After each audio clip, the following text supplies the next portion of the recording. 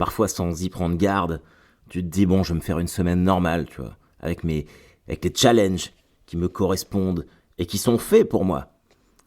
T'as pas besoin de rajouter des trucs auxquels tu n'entends rien, des défis, des épreuves que tu ne maîtrises absolument pas.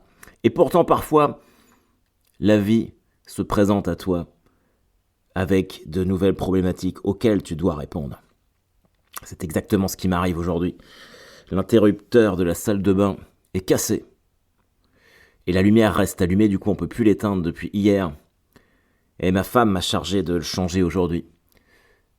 Moi, Harold Barbet, l'homme incapable de retirer un morceau de scotch sans se griffer le doigt sur le truc qui sert à couper le scotch.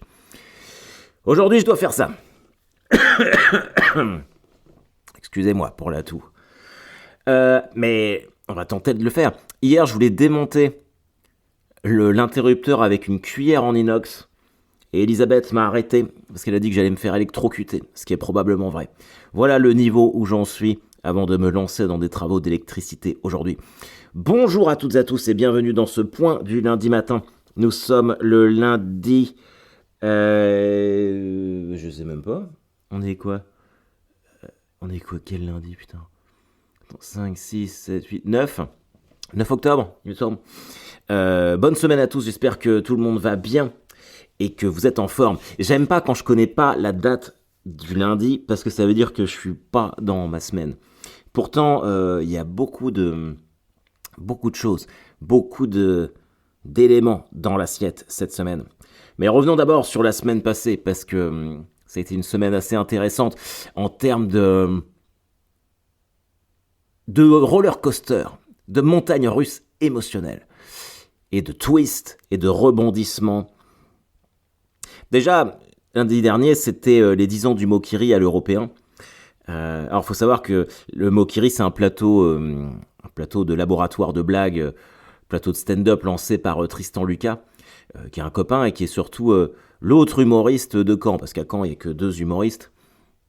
Enfin, il y a des gens qui se lancent ça fait prétentieux si je dis ça. Il n'y a que 2 humoristes professionnels, on dira, qui vivent de ça. Tristan Lucas et moi. Et Tristan avait lancé ce plateau qui s'appelle le Mokiri, dans un bar qui s'appelait le Moki, dans le 19e arrondissement, et ça faisait 10 ans, du coup il avait loué l'Européen pour fêter ses 10 ans, et il y avait un plateau d'humoristes vraiment cool, avec Verino, Douli, Alexis Le Rossignol, Pierre Thévenoud, j'en oublie probablement, enfin je vais pas tous les faire. Et donc on jouait là-bas, et ça a été une très chouette soirée, vraiment c'était cool, probablement peut-être un petit peu long pour les gens dans le public, parce qu'il y avait beaucoup d'interactions, mais c'était chouette, et surtout ça m'a fait plaisir pour lui, parce que je me suis dit, c'est vraiment l'accomplissement d'une régularité pendant 10 ans. Tenir un plateau d'humour comme ça, une fois par semaine, c'est pas simple. Et donc lui, il a su le faire. Moi, j'en ai tenu un, mais c'était une fois par mois, et ça a duré 5 ans. Déjà, je sais qu'à la fin, j'en pouvais plus. Alors, une fois par semaine, c'est très cool, c'est très chouette. Donc, bravo à lui. Puis, c'était bien de revoir des copains... et puis de pouvoir parler de là où on en est tous à différents stages de notre carrière. Et c'est fou la corrélation qu'il y a entre l'épanouissement lié à sa vie personnelle et professionnelle dans ce milieu. C'est... Tout le monde galère en fait, tout le monde galère. Tout le monde galère émotionnellement, c'est vraiment un milieu assez étonnant, mais finalement qui change pas tant que ça de tout ce qu'on vit. Moi, je suis un grand fan de Verino. Je l'ai déjà dit plein de fois dans ce spectacle, mais il me rappelle ces ligues. Ces mecs qui ont finalement aucune médiatisation, qui remplissent toutes leurs salles et qui sont drôles. Moi, c'est vraiment le genre de truc qui me fait rire. C'est vraiment très chouette. Et le lendemain, j'ai joué à Strasbourg. Exceptionnel. J'ai participé à la Péniche du Rire, donc qui est pareil qu'un plateau d'humour, c'était 3 fois 20 minutes chacun avec 2 autres humoristes. J'avais jamais mis les pieds à Strasbourg, c'était sur une péniche. Alors Strasbourg, je suis tombé amoureux de cette ville. Genre, si vous êtes strasbourgeoise ou strasbourgeois, je pense que vous allez me revoir. Ça m'a donné un peu la même impression que quand j'ai visité Clisson la première fois, où je me suis, je sais pas, très rapidement, je me suis imaginé pouvoir vivre là-bas.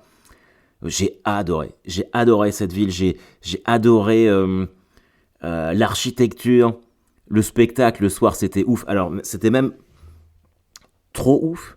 Je pensais pas qu'on pouvait souffrir de trop faire rire. C'est la première fois. En fait, il y a eu beaucoup de choses qui me sont arrivées pour la première fois la semaine dernière, mais on va y revenir.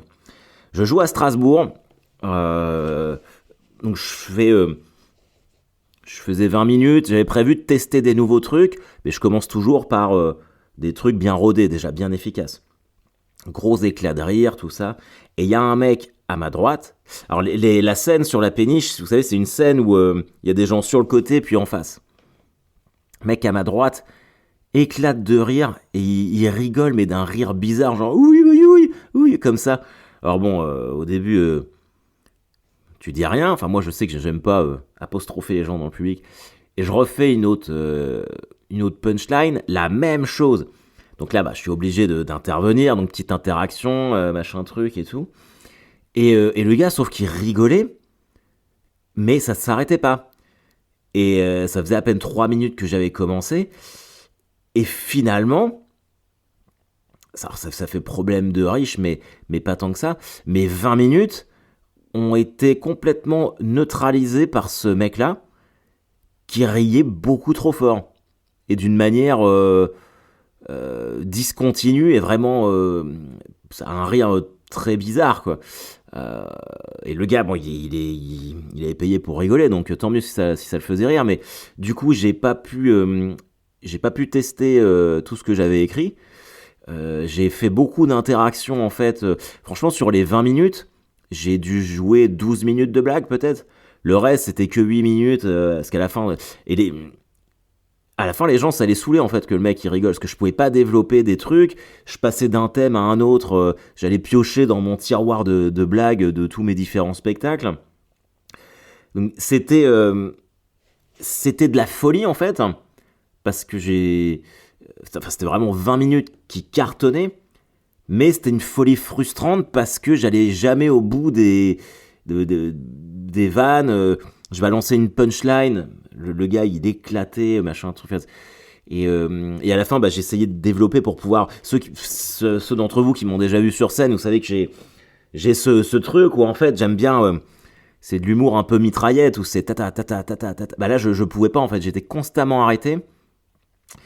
Et du coup, quand j'ai clôturé, même si c'était un beau succès, j'étais vraiment frustré en fait. Je suis ressorti, j'étais merde. Et après, quand j'en ai discuté avec l'organisateur du plateau, il m'a dit que le mec était un habitué et que c'était déjà arrivé en fait à d'autres humoristes. Le gars, il doit avoir un souci de larynx ou je sais pas quoi. Et donc, il a un rire qu'il peut pas contrôler. Et surtout, en fait, ça m'a fait penser. Je sais pas si vous avez vu Joker avec Joaquin Phoenix. Vous savez, quand il peut pas s'empêcher de rire, ça faisait exactement ça. Et sauf qu'au début, tu rigoles un peu, voilà. Mais quand ça devient vite, c'est handicapant en fait. Pour lui d'abord, et puis pour tout le reste, parce que ça gâche un peu le truc. Mais bon,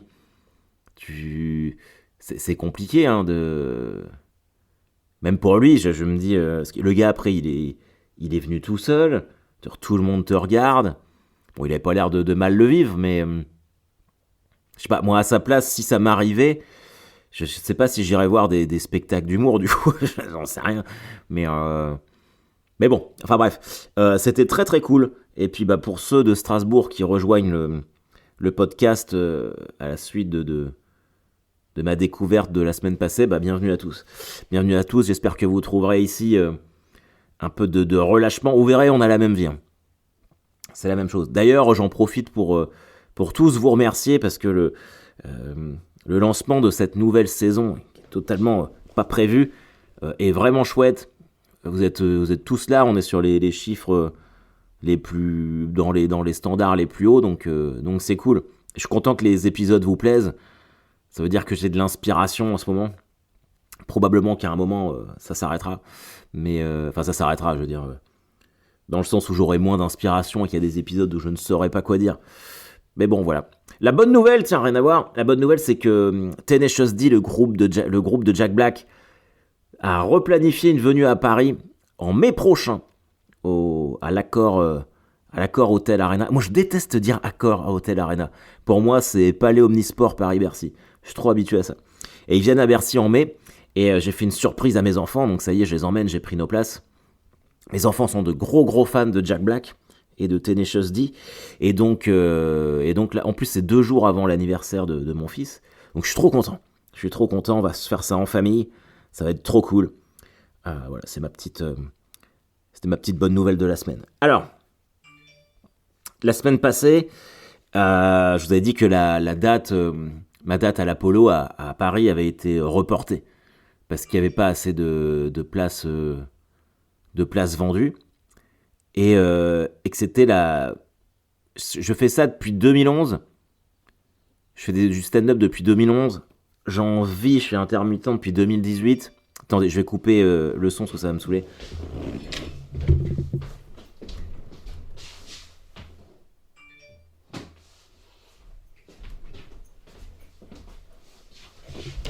Pardon, c'est parce que j'ai commandé des maillots de David Beckham sur Vinted et il y a une notification comme quoi ils ont bien été envoyés. Bref, rien à voir. Je recommence parce que c'était un moment c'est le moment important de l'épisode. Donc la semaine passée, pour ceux qui n'ont pas suivi, je devais jouer Deadline à l'Apollo à Paris. La veille, on m'appelle en me disant il n'y a pas assez de places vendues, on va reporter. Je fais bon, ok. Première fois que ça m'arrivait de décaler un spectacle. Et vous savez qu'ici, moi je vous dis tout. Le but de ce podcast, c'est d'être en immersion dans la vie d'un humoriste. Et donc je fais Strasbourg. Et le mercredi soir, je reçois un mail, parce que je devais jouer à La Rochelle le jeudi. Et il m'envoie un mail en disant désolé, il n'y a pas assez de places vendues. Je suis La Rochelle quand même, c'est pas... donc reporté aussi. Quelque chose qui ne m'était jamais arrivé en 5 ans d'activité m'arrive 2 fois en même pas une semaine. Alors, forcément, le doute s'installe, surtout chez moi où il vient quand même très vite, et je me dis merde, qu'est-ce qui se passe ? Qu'est-ce que je fais ? Donc j'en ai pas dormi de la nuit, du mercredi au jeudi. Je sais si ça se trouve, ça y est, c'est ça. C'est la fin de ma carrière. Vraiment, hein, j'en étais là, à ce moment-là. C'est la fin de ma carrière, voilà, fallait qu'il y ait un moment où ça s'arrête. Alors j'ai jamais fait tout le temps des complets, hein, loin de là, mais très régulièrement, j'ai toujours eu du monde, quoi. Si je reprends, je regardais mes stories de la saison passée, parce que j'ai une catégorie stand-up dans mes stories, il y a quand même les 3/4 des spectacles qui sont complets. Hein. Et là, déjà quand j'avais joué à Auray en septembre, il n'y avait pas beaucoup de monde dans la salle, mais bon, c'était Coupe du Monde de rugby, je me disais, bon voilà, c'était début septembre, il faisait beau.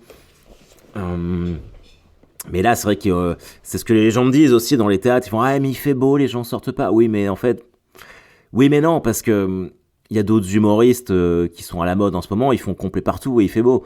Donc c'est juste que les gens, ça les intéresse pas. C'est tout, c'est aussi simple que ça, faut arrêter de se chercher des excuses, ça les intéresse pas. Sur le moment, alors il y a probablement eu un déficit de communication, mais tu te dis, putain, je n'intéresse pas les gens. Ce que je fais n'est pas assez visible, personne ne me connaît. Quelle est mon option pour la suite, tu vois.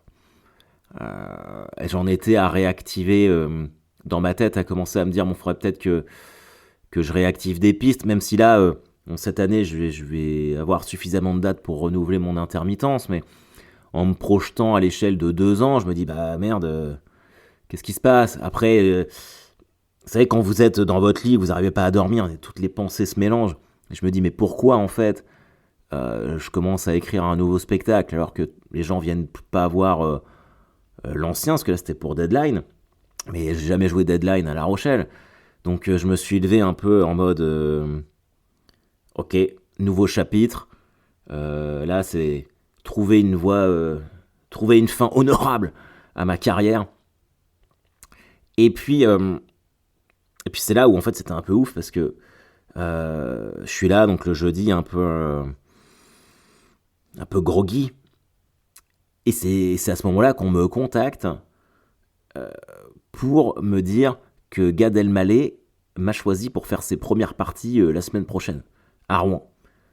Il vient rôder son nouveau spectacle, 4 soirs. On me demande, est-ce que ça te tente T'as été... Gad aimerait bien que ce soit toi. J'ai jamais rencontré Gad Elmaleh de ma vie. Et je fais, bah évidemment, ouais, évidemment. Et, et voilà comment, en l'espace de même pas 24 heures, j'étais démoralisé et déprimé d'un spectacle décalé à La Rochelle à complètement remotivé par la perspective d'avoir été contacté par probablement l'humoriste numéro 1. Enfin, en tout cas en termes de notoriété. Évidemment, tout le monde sait que j'ai beaucoup travaillé avec Blanche Gardin, mais tout le monde ne connaît pas Blanche Gardin. J'en parlais encore avec des gens des parents d'enfants qui jouent au foot avec mon fils. Ils connaissent pas Blanche Gardin, ou même Selig, tout le monde connaît pas Selig, c'est ce que je vous disais. Gad Elmaleh, tout le monde connaît Gad Elmaleh. Donc ça m'a remis dans le truc, et je me dis c'est marrant cette espèce de karma. Je me dis qu'il y a quand même une justice parfois. Je peux pas travailler autant, je peux pas me donner autant de mal pour ce résultat-là. Et je sais que j'en ai parlé avec certains d'entre vous après l'Européen par Instagram, ou même après à Strasbourg, où les gens me disent souvent, mais c'est pas du tout de la prétention de ma part. Hein. Je vous dis ça, mais les gens me disent, mais pourquoi en fait t'es pas plus connu que ça, machin truc, pourquoi tu fais pas des plus grosses salles? Parce que c'est vrai que le spectacle plaît, et que normalement je suis un petit peu marrant quand même. Et j'ai pas d'explication à ça. Et c'est vrai que souvent je me suis dit ouais, c'est injuste. Mais au final, j'ai réalisé que la vie est injuste assez globalement. Donc oui, c'est injuste, mais c'est comme ça, il faut vivre avec. Mais qu'il y ait une petite balance, un petit rééquilibrage parfois des forces, même si moi je suis vraiment athée, je crois pas, c'est mon passé de pompe funèbre, je pense qu'il m'a... Mais ouais, c'est quand même cool. Je vous cache pas que ça m'a bien remotivé. C'est comme si les dieux du métal m'avaient mis une petite patte, une petite patte dans le dos en me disant, allez, t'inquiète pas mec, on va te faire un petit truc là pour que ça aille mieux. Donc c'est cool. J'en étais à me dire, ça y est, j'ai atteint ma limite. Et j'ai un cahier en fait où j'écris tous les matins mes pensées. D'ailleurs, si vous avez des tendances un peu down, dépressives, machin truc, tout ça, sans être forcément dans un épisode de dépression, même quand ça va très bien, écrire ses pensées tous les matins, moi je fais ça tous les matins. Franchement, c'est un peu comme tirer la chasse d'eau de son âme, quoi. C'est vraiment très utile. Ça m'évite en fait de ruminer, ça m'évite de dire des conneries, parce qu'en fait c'est un peu comme la pancine de Dumbledore, vous savez, dans Harry Potter, quand il enlève les pensées, là, qu'il les met dans sa pancine. C'est la même chose quand j'écris dans mon journal intime. Ouais, c'est un peu ça, c'est vrai que c'est un journal intime. Merde, je suis une adolescente californienne de Sunnydale High School. Mais non, ça m'aide vachement. Mais j'avais écrit justement le jeudi matin avant le truc de Gad Elmaleh. Ça y est, j'ai peut-être atteint ma limite. Et je me suis détesté pour ça. Je me suis détesté. Je déteste ces histoires de limites. Plein de fois, je me suis dit, c'est ma limite. Et en fait, une limite, elle est pas infranchissable. En ce moment, je fais des fractionnés pour essayer de courir plus vite au foot. Et l'autre fois, j'ai fait un kilomètre en 3 minutes 25. Là, j'ai fait, donc vraiment, j'étais rythme très soutenu. 3 minutes 25 le kilomètre. Et ça, c'est censé être ma limite. Mais si je le fais en 3 minutes 24, c'est ça ma nouvelle limite. Et l'ancienne limite, elle n'existe plus. C'est comme quand je vais à Basic Fit. J'essaye de muscler les épaules. Vous savez, je fais cet appareil où en fait, il faut lever des poids au-dessus de la tête. J'ai commencé, je pouvais pas faire plus de 14 kilos. Il y a 6-7 mois. Je pouvais pas faire plus. Vraiment, j'étais là. Et là, je suis passé à 27 kilos. Voilà. Les limites, c'est de la merde. J'ai l'impression d'être Jean-Claude Van Damme quand je dis tout ça. Voilà, c'est tout ce que je voulais vous dire par rapport à ça. Donc, je suis assez content. Donc, si vous êtes à Rouen, que vous allez voir Gad Elmaleh la semaine prochaine, c'est moi qui fais toutes les premières parties. Voilà. Donc, je pars jeudi. Je reviens dimanche. Et je serai au Geek Days. Au Geek Days de Caen le dimanche. D'ailleurs, je remercie le groupe Énergie pour les invitations. Ça fait très plaisir à mes enfants. On est très contents d'y aller. Donc, j'espère que ça va être une semaine vraiment très, très chargée. Voilà, j'espère que votre semaine va être aussi excitante. On a regardé avec mon fils le documentaire sur Beckham sur Netflix. D'où mon achat de maillot de Beckham compulsif. Alors moi, c'est mon joueur préféré, Beckham. Parce qu'au-delà de l'idole pop, mari des Spice Girls, machin truc et tout, c'est surtout un joueur fantastique qui a jamais rien lâché dans sa vie. Et quand on regarde le documentaire qui finalement ne parle pas tant que ça de football, mais plutôt d'un mec qui a dû jouer toute sa vie avec une pression et une étiquette pas possible, et qui s'en est toujours sorti, et qui a toujours fait gagner son équipe partout où il est passé. Moi j'ai adoré. J'ai adoré le documentaire, je vous le conseille vivement. Ça et le documentaire sur Schwarzenegger aussi. Le documentaire sur Arnold sur Netflix, c'est incroyable. Et je crois que c'est vraiment ces modèles-là qu'on doit prendre, les amis. Dans notre chemin vers le bien-être, dans notre chemin vers le succès, dans notre chemin vers être nos propres meilleurs amis. Être son propre meilleur ami, s'aimer soi-même. Et bah franchement, c'est ma mission, là, ça fait partie de mes objectifs personnels que je me suis fixé, d'apprendre à devenir mon meilleur ami. De te dire, mais tout le monde peut le faire. Si vous y arrivez, franchement, trop cool.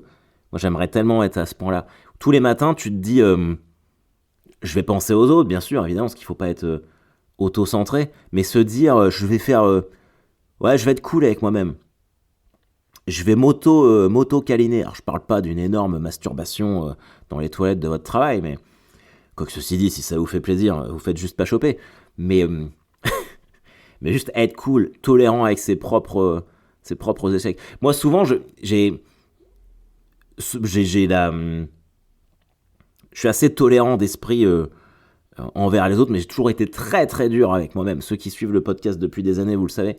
Et ben vraiment, et ça m'a pas forcément amené de la sérénité. Ça m'a pas aidé non plus professionnellement.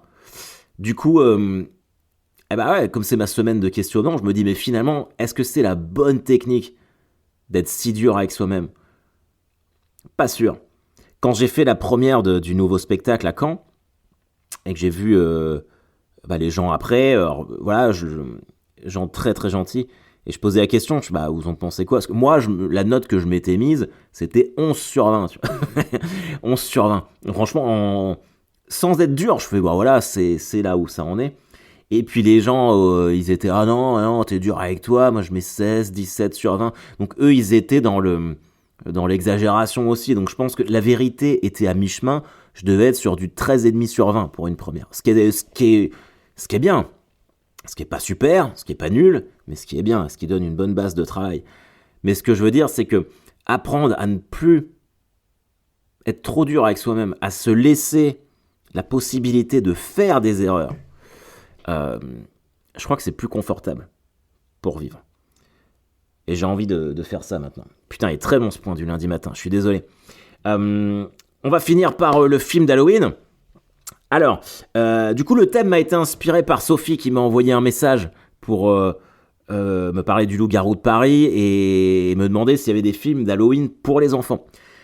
Évidemment, elle a précisé qu'elle ne voulait pas Hocus Pocus parce que tout le monde connaît ma fascination pour Hocus Pocus. J'ai encore regardé Hocus Pocus 2 avec ma fille samedi soir, qui est quand même largement moins bien que le premier. Mais bon, quoi qu'il en soit, je vous ai trouvé un film que moi j'adore. C'est un film que je regardais quand quand j'étais petit, qui s'appelle The Witches.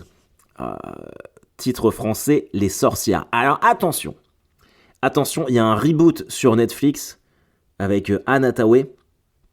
Ça n'a rien à voir. C'est la même histoire, c'est exactement le même truc. Mais il faut regarder la version de 1990 avec Angelica Houston. Angelica Houston, c'est l'actrice qui jouait Morticia Addams dans le Famille Addams de quand on était petit. Enfin, je dis ça, mais si ça se trouve, les plus jeunes... Enfin, pour moi, le vrai Famille Addams, quoi. Ça raconte l'histoire d'un petit garçon qui perd ses parents dans un accident de voiture et qui part vivre avec sa grand-mère. Et comme, voilà, il est méga triste, sa grand-mère l'emmène dans un hôtel en Angleterre en week-end. Sauf que dans l'hôtel, il y a un congrès de sorcières et que les sorcières sont en train de mettre en place un plan pour tuer tous les gamins. Et donc le petit garçon dont on suit l'histoire est témoin de ça. Il est transformé en souris et il doit se débarrasser des sorcières. Moi, c'est un film que j'ai adoré quand j'étais petit. Je l'ai montré à mes enfants, ils ont eu peur. Donc faites gaffe à ça. Je pense que si vos enfants sont sensibles, probablement qu'il faut regarder la version Netflix avec Anne Hathaway. Mais vous ratez quand même, je pense l'essence même du truc où en fait les sorcières, elles sont des femmes normales, mais quand elles enlèvent leur maquillage, leur perruque et tout, ça devient des monstres. D'ailleurs, si vous regardez la version de 1990, vous verrez que quand, pendant le congrès, les sorcières ferment les portes et elles enlèvent toutes leurs perruques, donc on voit leur gros nez, leur tête de sorcière. Y a, dans les figurantes des sorcières, t'as plein de mecs en fait. Ils ont pris plein de mecs pour donner un aspect horrible aux sorcières. Je vous ai trouvé la bande-annonce sur YouTube. Je sais que vous pouvez... Alors, il n'est pas sur Netflix l'original, celui de 1990 dont je vous parle, mais vous pouvez le trouver sur Prime Video et l'acheter pour 3€, si ça vous tente. Et c'est un vrai bon film d'Halloween à regarder avec ses enfants. Je vous mets le trailer. Les vraies sorcières s'habillent comme tout le monde et ressemblent à s'y méprendre à n'importe quelle femme. Elles habitent là où tout le monde habite et leurs occupations sont les mêmes que celles de tout le monde. Tous les pays du monde ont leurs sorcières. Il y a une meneuse des sorcières, une grande sorcière en chef dans chaque pays. La grande sorcière en chef, évidemment, c'est Morticia. Le gamin, vous verrez, il ressemble... c'est un espèce d'ersatz de Kevin McAllister, de Macaulay Culkin dans Home Alone. Se trouve celle qui les dirige toutes, la femme la plus méchante de la création, la sorcière suprême. Quand on la rencontre, on se sauve. Vite. Et tu sais que les sorcières passent leur temps à conspirer pour tuer tous les enfants. Elles traquent les malheureux petits comme un chasseur traque un oiseau dans la forêt. Elles t'ont déjà pourchassé? J'ai mis bande-annonce, mais j'ai l'impression que c'est un extrait en fait. Attendez, je vérifie. Ouais, je me suis planté, c'est un extrait. Bon bah tant pis, j'espère que... Le gros fail. Non, j'espère que ça vous aura donné envie, mais là il est trop long, là, le point du lundi matin, après vous allez décrocher. Faites gaffe à vous les amis, on se retrouve la semaine prochaine, j'aurai énormément de trucs à dire j'espère sur cette semaine. J'espère que je me ferai pas annuler mes premières parties. Si je vous croise à Rouen, eh ben trop cool, n'hésitez pas, moi je passerai après le spectacle faire coucou dans le hall comme je fais d'habitude. Si on se croise au Geek Day dimanche, au Parc Expo à Caen, et bah pareil, faut pas hésiter. Il y a trop de fois où m'envoyer des messages en disant bah je voulais venir te dire bonjour, j'ai pas osé. Ben bien sûr que si, les amis. On est des maboules, c'est comme ça qu'on est. Donc voilà. Allez, bonne semaine. Ah, les Jets ont gagné. Avec tout ça, j'ai pas osé en parler. Et Zach Wilson a fait un bon match. On bat les Broncos 31-21 chez eux à Denver. Donc voilà les amis, c'est un signe. Si les Jets ont gagné, je pense qu'on va s'en sortir cette semaine. Allez, bye bye, bisous.